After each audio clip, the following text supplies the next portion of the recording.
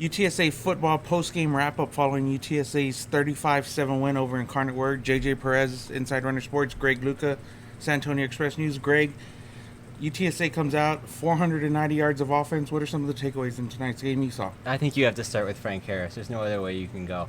He completed his first 13 passes, threw for over 200, ran for more than 100, and they didn't have a 100-yard rusher all last year. He did it in the first half. Yeah. So it's against an FCS defense, and not a great FCS defense at that. Incarnate Word's known more for their offense, but still an impressive performance. You hadn't seen him play since he was in high school, almost more than 2 years. Yeah. So to see him do anything of that nature is really impressive to me.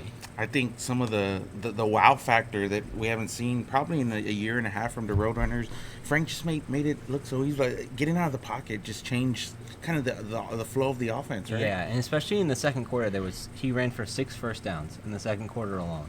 There was one where it was a 3rd and 1, and he got it, and it was a penalty, so he ran for 15 on 3rd and 11. Like, he just kept the chains moving, and they really controlled the ball on offense. They had 40 minutes time of possession. Right. So that comes down to your quarterback being able to move the chains, either high percentage passing, which he had, or running it as well as he did. And I thought at first his yards per attempt passing really wasn't that great. Mm-hmm.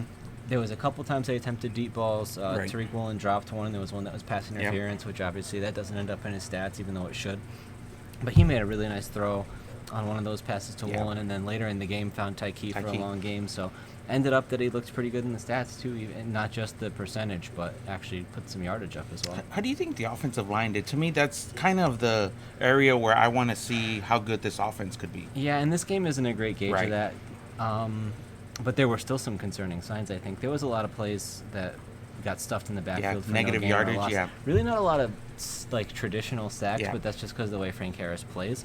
But I think there were a ton of times they got stuffed for no gain or a loss, and then there was 1 or 2 of those that were on the perimeter, like a screenplay got stuffed or whatever. That's not really on the offensive line as much. But generally, I'd say it's still an area that needs some improvement. Defensive side of the ball, Coach Wilson said in postgame they played 12 deep on the defensive line, three at each position, and there wasn't nobody who really stood out if you look at the stats. Yeah, so I think Dantzler had 2 sacks. Yeah, so that kind of makes sense, though. I mean, I thought the defensive line played stout today. Yeah, and I would want to watch some of those plays back before I talk about who had the sacks, because it was times people are forcing guys into each other, and I don't know who created the initial pressure or who actually deserves the credit for those plays being successful. But yeah, they really went at the Incarnate Word guys, and from the UIW perspective, one of their focuses coming into the season was to shore up their pass protection. They had 5 returning starters. 4 of them actually played in this game. One of them got beat out in camp. And they wanted to improve pass protection last year, and it sounds like that'll be another thing that they're still working on through the season, because Copen was under a lot of duress. Now, a lot of teams that they face won't get after him the way UTSA did, though. Yeah. On the back end of the defense, I thought the secondary played okay. Again, it wasn't against top-notch. And when there's that much pressure, you don't have to do too much in the secondary. They had a pretty easy job today.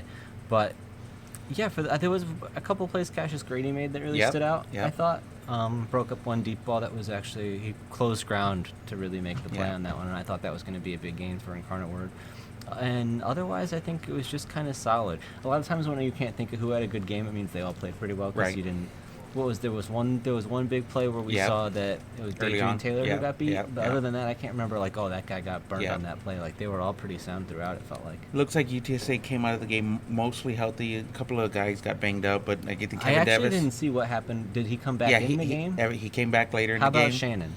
I did not see if Shannon came back. We're going to have to go watch the film and let you guys know on that one later. Yeah. So overall, I think a good night for the Roadrunners. 26,000 and some change here in the Dome, attendance-wise. Yeah, I don't know what they were expecting, but yeah, that seems pretty good. That's about what I would have had it pegged at. Yeah, and first win since last September for the Roadrunners here. Just they needed a big win. They got it. The rest of the non-conference schedule is really tough, and I just think it's a good jumping-off point for this season. Yeah, and Frank Harris, the way he played, will build some excitement. You think they get some more people out here as they start to win, and as he starts to build his esteem and people start to get looking forward to seeing him. It was funny last year when they were losing the attendance, you saw it slope down through the year. And I think you could see the opposite trend this season if they actually put some wins together. So UTSA comes away with a big win. JJ Perez. Wait. No. We can't. We have to talk about the penalties. Oh, I forgot. I don't think we can get away without talking about That's a good one. Penalties. Yes, if that's the one negative from this, besides the red zone turnover, there were red zone turnovers. One. Yeah. In the end zone. Yeah. But that's the most glaring thing. I think the multitude That's a Frank Wilson word. Multitude. And it was discipline stuff. Yeah. I had 4 unsportsmanlike conducts, 3 personal fouls, and then also a roughing the passer. Do you think some of that's part of the chippiness that was kind of... I think so, but Incarnate Word handled it a lot better than they did then. They had 1 roughing the passer and none of that other stuff. Yeah. So I just, discipline is something that they're going to have to be on the lookout for. You can't win with that many turnovers most And nights. I guess you saw Incarnate Word was doing some jawing before the game, I guess. Yeah. Maybe they, that was... Stirred the pot a little. Yeah. But then once it got into the game, they didn't handle much else of the game correctly, but they handled that like mental side and the discipline of it correctly too, I thought. So not every game will have this energy of first game out after you went 3-9 and everybody talked about how bad you were for months and months. So maybe it's just a different attitude going forward. Maybe they kind of have a little belief in themselves and that becomes less of a thing where you have to do that kind of stuff to get fired up, or where that's kind of shooting off because you just have that energy and you haven't been able to experience success in so long. Right. But it was definitely concerning for today, and it'll merit watching going forward, I think. My one last question for you here. What were your takeaways from the Jeff Castle first-year offense coordinator offense?